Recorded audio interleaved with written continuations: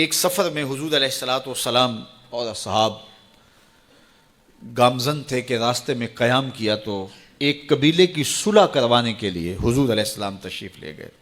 وہاں کچھ تاخیر ہو گئی تو صحابہ نے حضرت ابوبکر صدیق کو کہا کہ حضور رک گئے ہیں تو نماز کا وقت جا رہا ہے، آپ نماز پڑھا دیجئے۔ تو حضرت ابوبکر صدیق رضی اللہ تعالیٰ عنہ مصلی پہ کھڑے ہو گئے۔ اب نماز شروع ہوگی، ادھر سے حضور بھی فارغ ہو گئے تو آقا کریم تشریف لائے۔ تو آقا کریم علیہ السلام جو ہی تشریف لائے تو صحابہ کی صفیں بندی ہوئی تھیں، حضور کو دیکھا انہوں نے راستہ چھوڑ دیا۔ پیچھے سے لے کر کے مصلی تک صحابہ نے حالت نماز کے اندر حضور کے لیے راہ کشادہ کر دی۔ کاش کہ یہ حدیث سب لوگوں نے پڑھی ہوتی اور امت میں اتنے فرقے نہ بنتے اور یہ سوچ کبھی نہ پنپتی کہ نبی کے خیال سے نماز ٹوٹتی ہے۔ یہاں تو راستے چھوڑے جا رہے ہیں، یہاں تو پروٹوکول دیا جا رہا ہے۔ اللہ اکبر۔ اور یہ حدیث کہیں چھپی نہیں ہے، بخاری کے اندر چھپی ہوئی ہے۔ اللہ اکبر۔ آقا کریم علیہ السلام تشریف لائے تو صحابہ نے راستہ چھوڑنا شروع کر دیا۔ نماز بھی چل رہی ہے اور حضور کا راستہ بھی چھوڑ رہے ہیں۔ بالکل حضرت ابوبکر صدیق کے پیچھے آ کے حضور کھڑے ہو گئے۔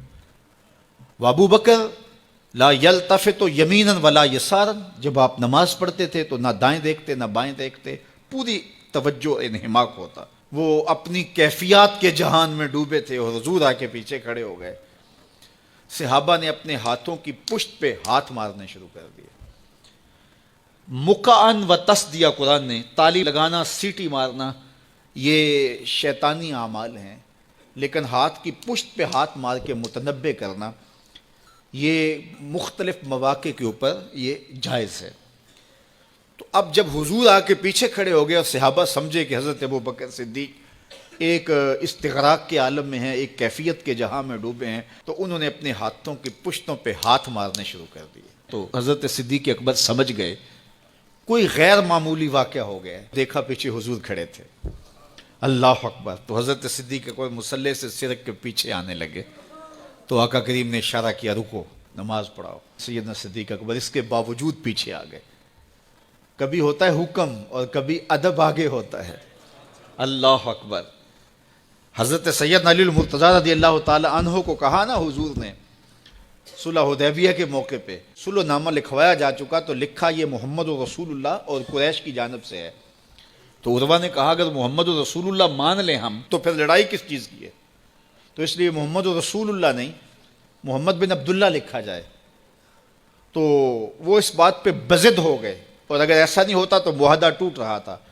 تو حضور نے حضرت علی المرتضیٰ سے کہا کہ چلو رسول اللہ کا لفظ مٹا دو۔ عرض کی میں تو نہیں مٹاؤں گا، میں تو نہیں مٹاؤں گا، یہ نام میں تو نہیں مٹا سکتا۔ پھر حضور نے خود مٹایا۔ اب یہاں حضور نے کہا ابو بکر رکو، لیکن حضرت ابو بکر نہیں رکے، پیچھے آ گئے۔ اور پھر حضور خیر مصلی پہ گئے، نماز ہوئی، سلام پھرا تو حضرت ابو بکر صدیق رضی اللہ تعالیٰ عنہ کو حضور نے کہا ابو بکر جب میں نے کہا تھا تم رکے رہو تو تم کیوں پیچھے آئے؟ تو سنو حضرت ابو بکر نے کیا جواب دیا رضی اللہ تعالیٰ عنہ۔ کروڑوں سلام، لاکھوں عقیدتوں اور نیاز مندیوں کے خراج ان کی چوکھٹ پہ عرض کرنے لگے ما کان لابن ابی قحافہ ان یؤم رسول اللہ صلی اللہ علیہ وسلم۔ حضور ابو قحافہ کے بیٹے کی جرت کب ہوئی کہ رسول اللہ کے آگے کھڑا ہو کے نماز پڑھائے؟